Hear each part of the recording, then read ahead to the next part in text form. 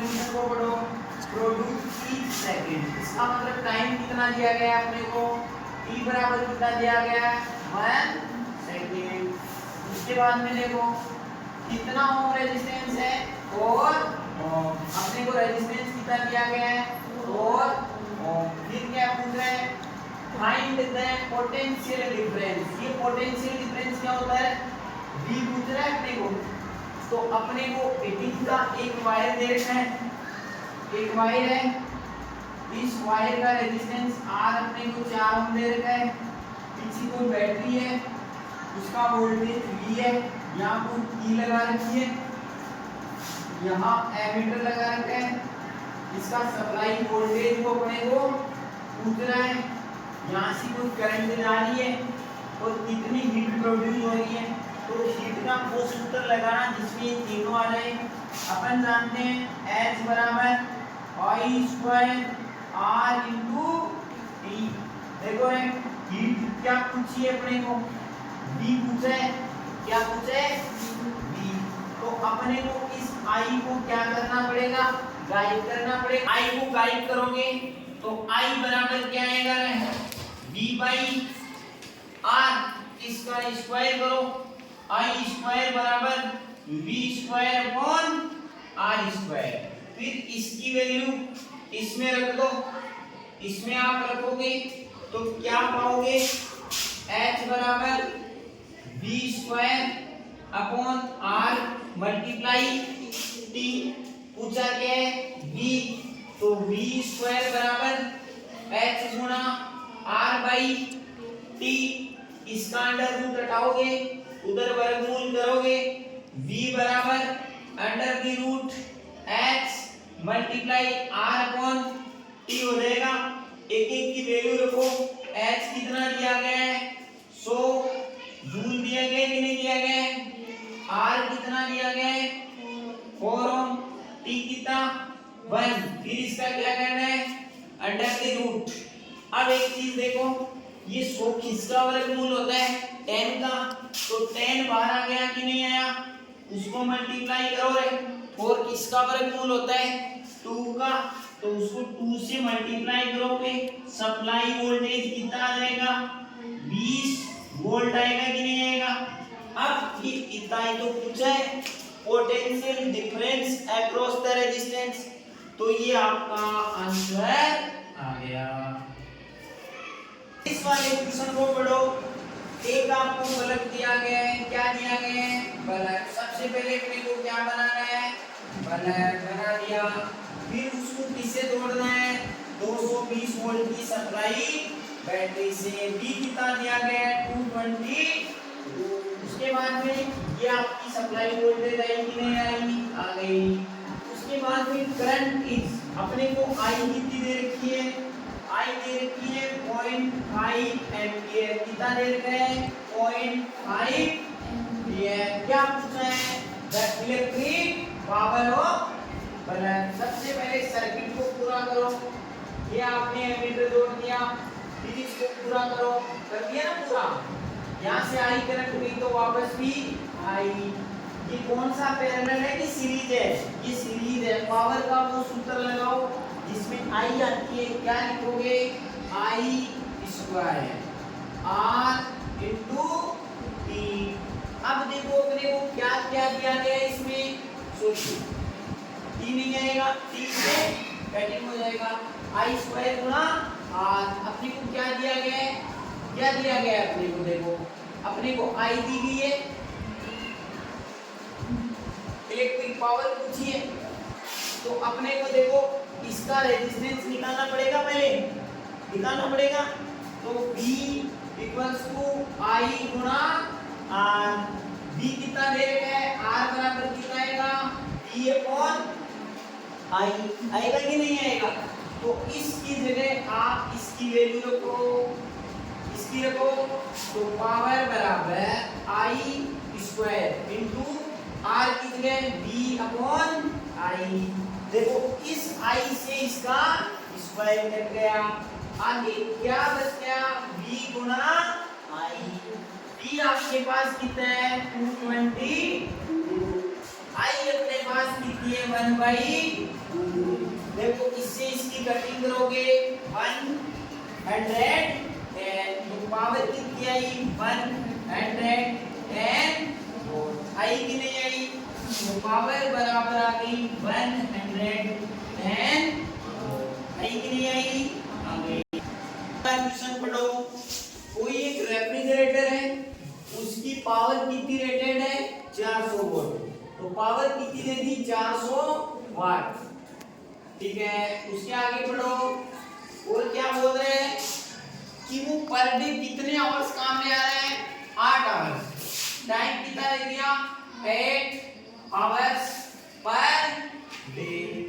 उसके आगे पढ़ो क्वेश्चन को, what is the cost of energy that operate for 30 days, इसका मतलब वो कितने दिन यूज हो रहा है 30 डेज।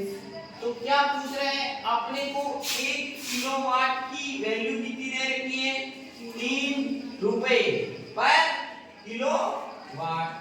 अपने को क्या करना है इसमें, सबसे पहले अपने को यूनिट बनानी आनी चाहिए। कैसे बनाओगे, 1 किलोवाट बराबर 3.6 10 टू दी पावर 6 जूल होती कि नहीं होती है, होती है। तो लिखो सूत्र में रखते जाओ, देखो पावर दे रखी है अपने को, पावर कितनी दे रखी है 400, टाइम कितना रखोगे क्योंकि अपन जानते हैं T बराबर V Guna I Guna T, ठीक है। उसके बाद में देखो 8 आवर हो गया, कितने दिन यूज होता है 30 होता है कि नहीं होता है, तो ये आपके पास यूनिट कैसे आएगी किलो वाट पर आवर में, तो ये कितने दिन का आ गया 30 days use of electric current in इसमें यूनिट।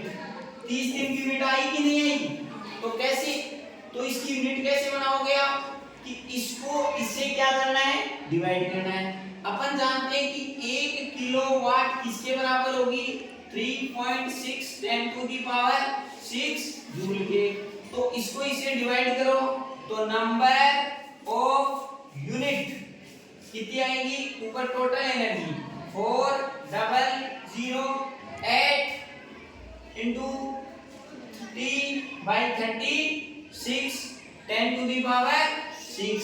आप इसको सोल्व करोगे आपके पास इसकी कितनी यूनिट बन के आएगी, आपके पास इसकी कितनी यूनिट आएगी 96 किलो वाट, कितनी आएगी 96 किलो वाट।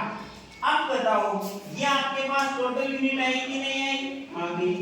उसके बाद में 1 मिनट की वैल्यू कितनी दे रखी है, कितनी दे रखी है 1 मिनट की 3 रुपए, तो टोटल कॉस्ट कितनी आएगी, टोटल कॉस्ट कैसे 3 into number of total unit, total unit कितनी आई 96, 3 मल्टीप्लाई 96 ये कितनी आ गई 288 रुपए, ये आपके क्या आ गए आंसर। इसी के साथ आपका current electricity and circuit diagram complete. इसके कुछ न्यूमेरिकल है जो अपन नेक्स्ट क्लास में बात करेंगे। Thank you. ये वाला क्वेश्चन पढ़ो, इस वाले क्वेश्चन में क्या बोल रहे हैं, एक इलेक्ट्रिक आयरन है जिसका रेजिस्टेंस कितना दिया गया है 20 ओम। तो सबसे पहले गिवन डाटा लिखते जाओ, अपने को रेजिस्टेंस कितना दिया गया है R बराबर कितना दिया गया है 20 ओम। उसके बाद में क्वेश्चन को आगे बढ़ो कि उसमें सप्लाई करंट कितनी है 5 एम्पियर, तो बताओ करंट कितनी है उसमें 5 एम्पियर। फिर क्या पूछ रहे हैं प्रोड्यूस हीट, क्या पूछ रहे हैं प्रोड्यूस हीट बताओ, तो हीट का कौन सा सूत्र लिखोगे H पूछ रहे हैं, अपने को टाइम कितना दिया गया है 30 सेकंड, तो हीट का वो सूत्र जिसमें I आ जाए, H बराबर क्या लिखोगे I square R multiply T। इसको सोल्व करना तो तुम जब वैल्यू रखोगे आई कितना है 5 मल्टीप्लाई 5 आर कितना दे रखे हैं 20 ओम टाइम कितना रहेगा 30 सेकंड। देखो इसको सोल्व करोगे 25 इसको करोगे 600 ठीक है। हीट आएगी किसमें जूल में तो इसको सोल्व करो ये कितने आ गई कितनी जूल आई। अब इसको किलो में चेंज कर दो हीट बराबर किलो में चेंज करोगे तो हीट इन किलो तो कैसे लिखोगे किलो में लिखोगे तो 1000 से डिवाइड कर देना 3 बिंदी से 3 बिंदी कट गई तो आंसर किसमें आएगा 15 किलो जूल कितना आएगा 15 किलो जूल। समझ में आया कि नहीं आया। ऐसे ही न्यूमेरिकल एग्जाम में आते हैं जो डाटा दिया गया है उसको लिख लो इन वाले डाटा से फॉर्मूला बना लो कौन सा फॉर्मूला यूज करना है। एक the highest resistance and lowest resistance question number A में पूछा है हाईएस्ट क्या पूछा है हाईएस्ट रेजिस्टेंस और क्वेश्चन के बी पार्ट में अपने को क्या पूछा है इसका लोवेस्ट रेजिस्टेंस कौन सा पूछा है लोवेस्ट रेजिस्टेंस। तो एक बात बताओ हाईएस्ट रेजिस्टेंस कौन से में होगा सीरीज में होगा कि पैरेलल में सीरीज में। तो हाईएस्ट तो कौन से में होगा सीरीज में किसमें होगा सीरीज में और लोवेस्ट किसमें होगा पैरेलल में किसमें होगा पैरेलल में। कॉम्बिनेशन बनाओ कितने रेजिस्टेंस बनाने हैं अपने को 4 कितने बनाने हैं 4 बनाओ 4 रेजिस्टेंस चारों को कौन से क्रम में जोड़ना है सीरीज में जोड़ दो। फिर यहाँ एक बैटरी से जोड़ो इस बैटरी को ई से जोड़ दो एमीटर से जोड़ दो फिर यहाँ सर्किट को कंप्लीट। यहाँ इससे कितनी करंट निकली आई देखो R1 अपने के पास कितना दिया गया है 4 ओम R2 कितना दिया गया है 8 ओम उसके बाद में R3 कितना दिया गया है 12 ओम उसके बाद में R4 कितना दिया गया है 24 ओम कितना दिया गया है 24 ओम। अब अपने को R इक्विवेलेंट पूछा है तो R इक्विवेलेंट सीरीज में कैसे निकालोगे R1 plus R2 plus R3 plus R4। R1 की वैल्यू कितनी है 4 ओम R2 की 8 ओम R3 की 12 है R4 की 24। आप इसको ऐड करो कितने हो गए 24 और 24 कितने हो गए R इक्विवेलेंट कितना आ गया 48 ओम। देखो हाईएस्ट आया कि नहीं आया इसमें मैक्सिमम कितना है 24 और टोटल मैक्सिमम में से भी ज्यादा आ रहा है कि नहीं आ रहा है। लोवेस्ट में क्या होगा लोवेस्ट में क्या होगा इसको क्या से कॉम्बिनेशन में जोड़ना है आपको ऐसे जोड़ो एक दूसरा जुड़ गया तीसरा जुड़ गया चौथा जोड़ दो जोड़ दिया फिर इनको एक जगह जोड़ दो सबको जोड़ दिया फिर यहाँ बैटरी जोड़ दो फिर यहाँ वो की लगा दो एमीटर लगा दो सर्किट पूरा यहाँ से आई करंट गई। अब देखो R1 की वैल्यू कितनी है 4 ओम R2 की वैल्यू कितनी है 8 ओम R3 की वैल्यू कितनी है 12 ओम R4 की कितनी है 24।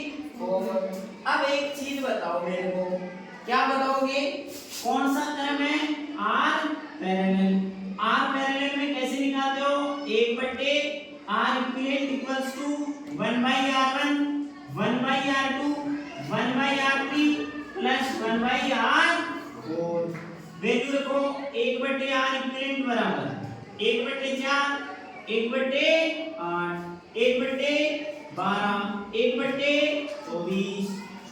अब एलसीएम ले लो एलसीएम कितना आएगा इसको यहाँ सोल्व करो एलसीएम कितना आएगा 24 ये कितनी बार कटा 6 बार, तो ऊपर 1 से मल्टीप्लाई होते ही कितना हो गया 6, फिर चिन्ह प्लस का। ये कितनी बार कटा 3 बार, ये कितनी बार कटा 2, ये कितनी बार 1, ये कितना आ गया आर इक्विवेलेंट। अब देखो आर इक्विवेलेंट कैसे निकालोगे, ऊपर 20 और ये 9 10 और 12 है, आर इक्विवेलेंट कितना आ गया 2 ओम। बोलो मिनिमम से भी मिनिमम आया कि नहीं आया, आ गया। ये इसका आंसर हो गया। ये क्वेश्चन याद रख लेना।